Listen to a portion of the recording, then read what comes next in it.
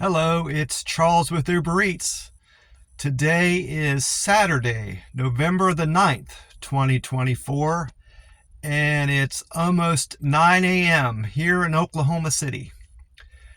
Right now, it's a chilly 49 degrees Fahrenheit, and they are calling for a high temperature of 62 degrees and sunny skies today and tomorrow. In fact, they've got no rain in the forecast, in the immediate forecast. I checked their 7-day forecast, which runs through Saturday of this week, and they are saying there's no rain and we're going to have sunny skies all week. So I'm looking forward to that. I'm going to enjoy that. And then I checked the 10-day forecast, and they said they're calling for rain Sunday, which is a week from tomorrow. So gonna have a great week ahead of me. I also checked Las Vegas. I moved to here from Las Vegas. I spent about a year in Las Vegas, and they've got no rain in the forecast either. There in the extended 14-day forecast, in the no rain there. It doesn't rain much in Las Vegas naturally. Very, very seldom does it rain there, and even when it does, it's dried up in about an hour. You can't tell it's rained unless you look at the storm drains. They have a lot of storm drains throughout the valley. They're not they're open. They're like a stream that go under the streets and stuff. They're not closed up. You can see them. And I often would drive by those, and they'd be full of water, and I wonder, where's all this water coming from, because it hadn't rained. But then it occurred to me that the mountains are cooler on top that surround Las Vegas, and they might be getting some precipitation that I'm not seeing. And then you got the runoff from the mountains going down into those culverts, or whatever you want to call them. But anyway, like I said, they are calling for sunny skies in Las Vegas for the extended forecast, and high temperature today in Las Vegas is 66 degrees, a little bit warmer than here in Oklahoma City. And I checked Columbus, Ohio, where I'm from. I moved out west from Columbus, and they are calling for 60-degree high temperature and overcast today. So it's we're definitely into fall type kind of weather here in the States. I just got done enjoying a delicious breakfast at my Waffle House I frequent. I decided to try a different menu item today. Instead of the raisin toast, I went with their Texas toast. I have never tried their Texas toast with my breakfast before here at the Waffle House. I had it at other breakfast places. I think Denny's, I've tried their Texas toast there. They usually have it just with their sandwiches they make. But one of the waitresses there liked me, and because I was a regular, and she offered to let me have that as my toast item. But I like it here too. I made sure to check the calories on their Texas toast, because I initially thought that I would be getting 2 slices of bread with my toast this morning, but they only gave you 1 with the Texas toast. I think because it's thicker.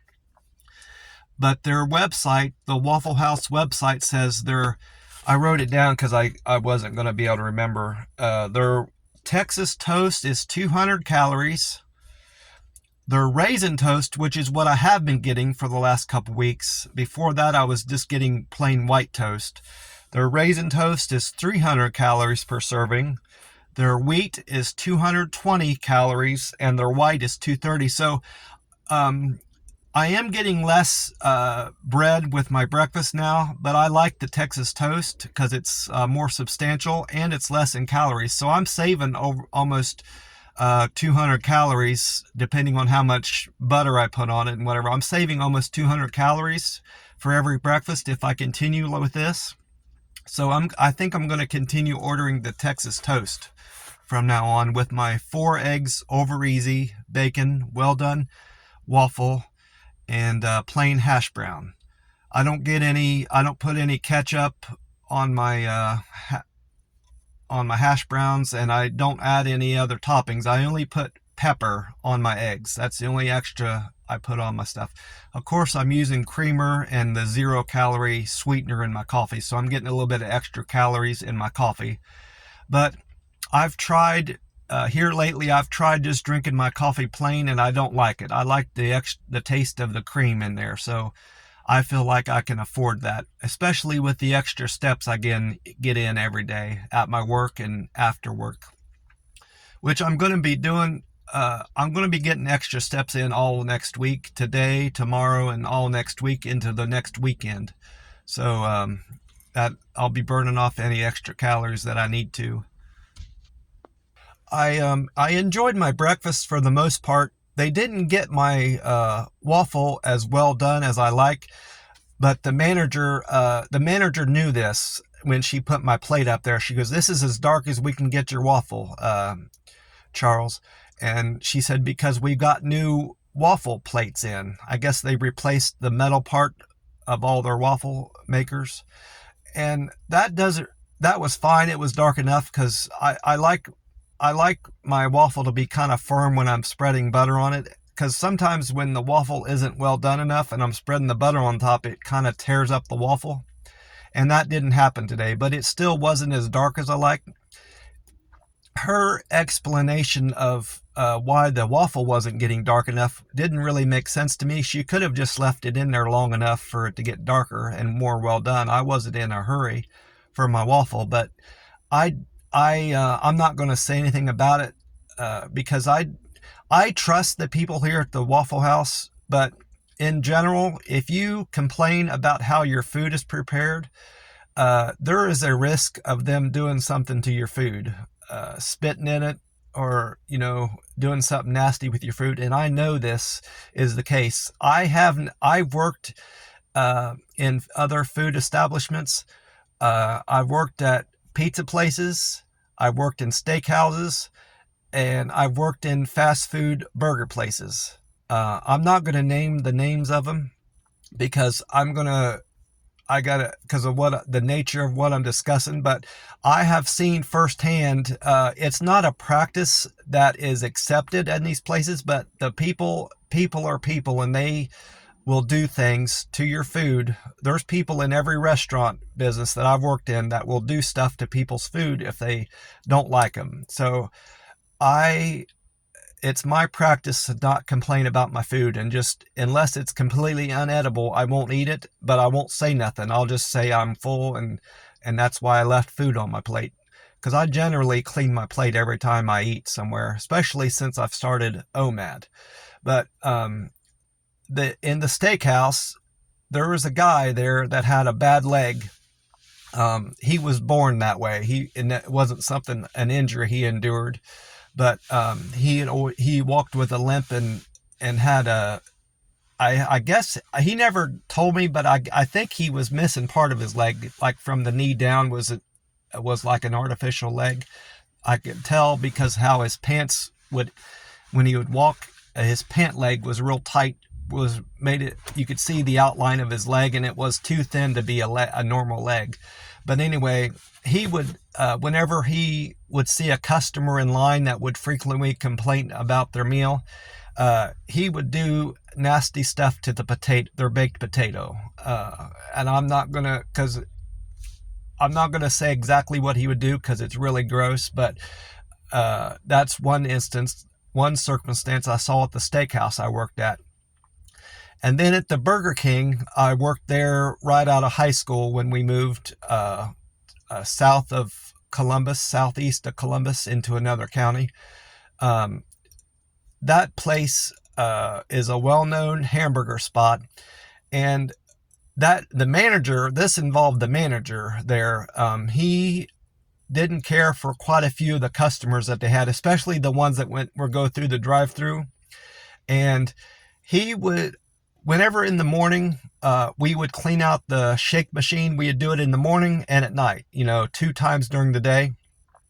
Well, the way the shake machines worked back then, I don't know if they're still this way, but you have to take the spindle out that mixes the shake, and it keeps it from coagulating in there, and it spins around, the blades spin around, and then it goes into the cup. Well, some of that mix doesn't entirely exit the machine. It goes down through into the spindle, and then it goes out into your direct. Well, some of the shake mix stays back in the back part of the beef that the spindle doesn't reach, and it stays back in there, and it gets sour, after a few hours.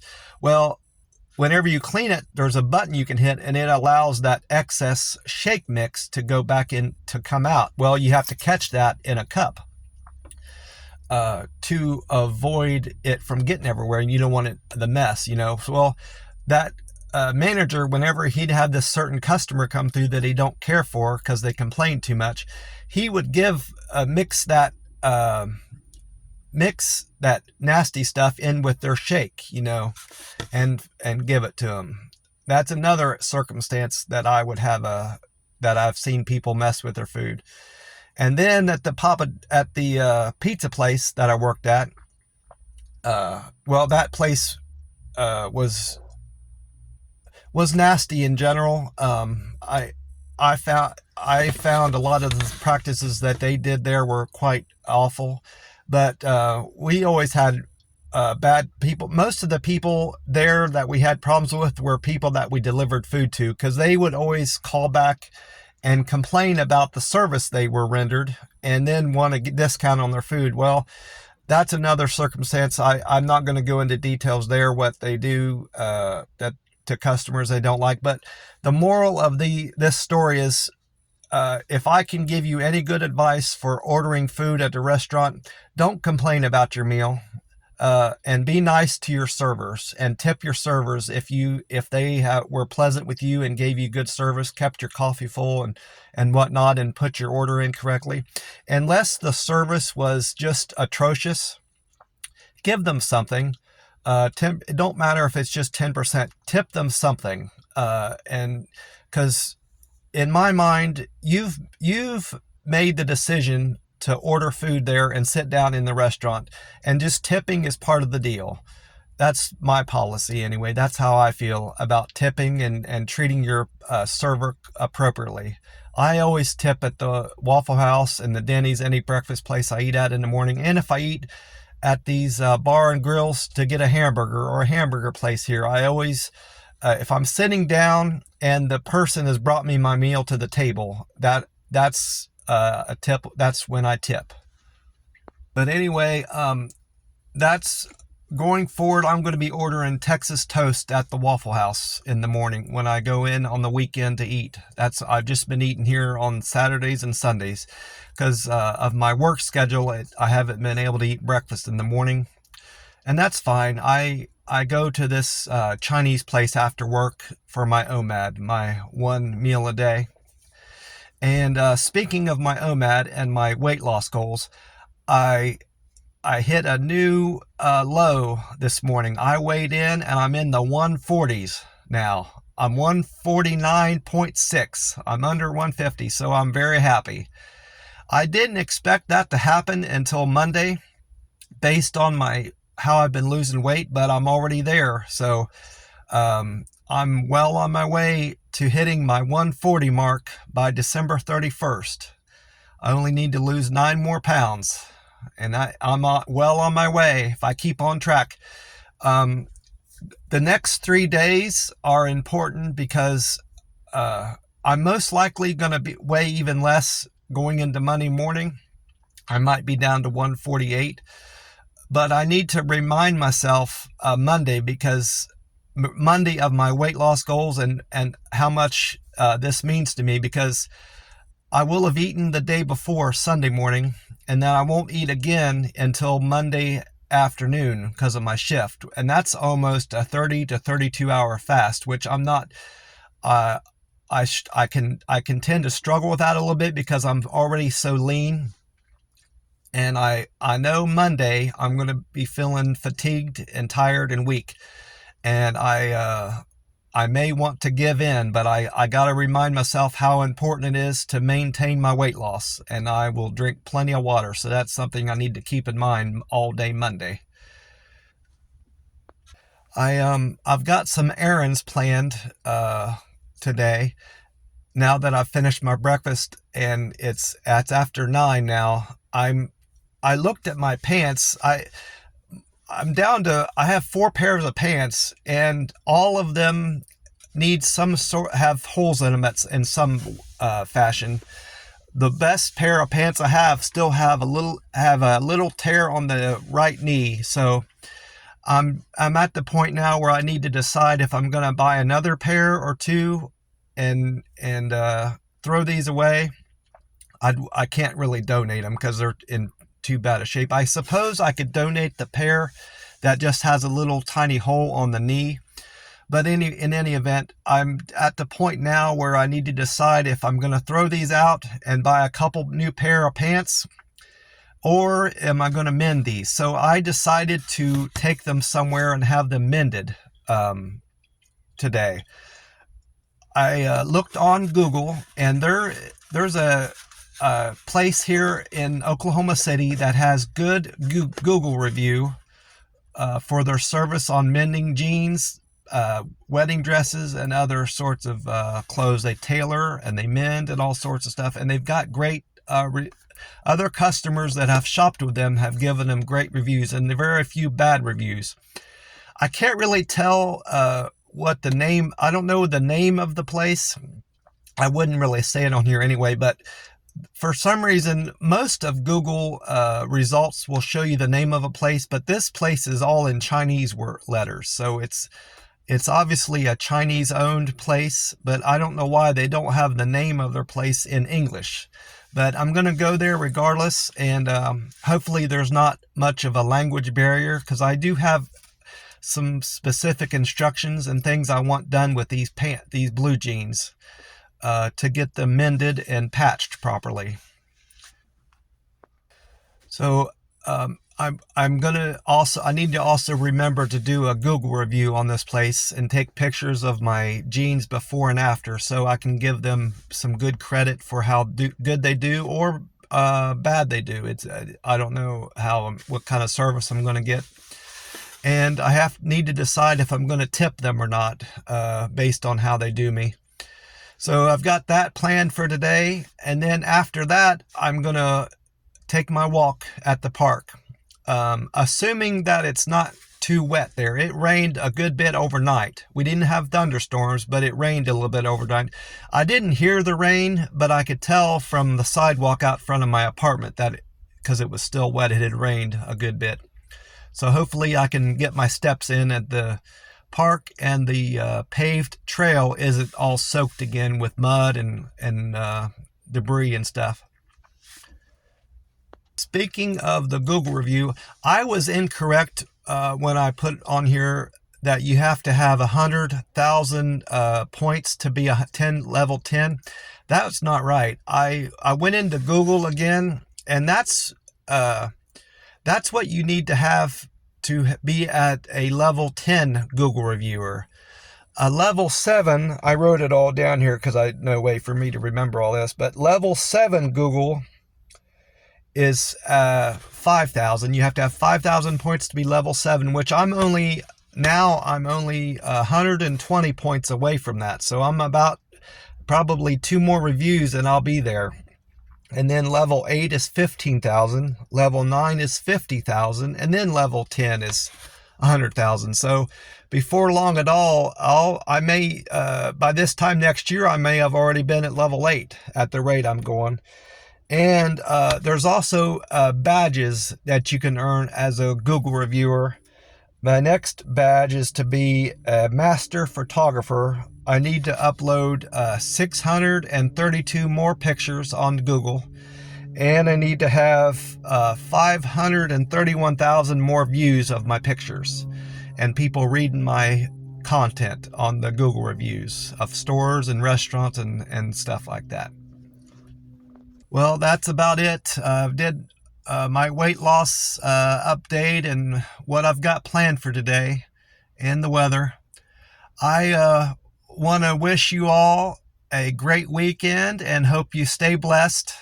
I'm definitely blessed because God woke me up this morning and gave me another day and allowed me to enjoy a great weekend in Oklahoma City with some great weather, and I'm blessed for that.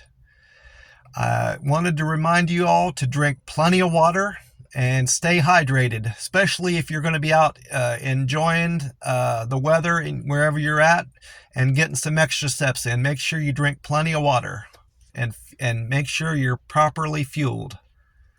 Well, have a great weekend and God bless you all. Bye for now.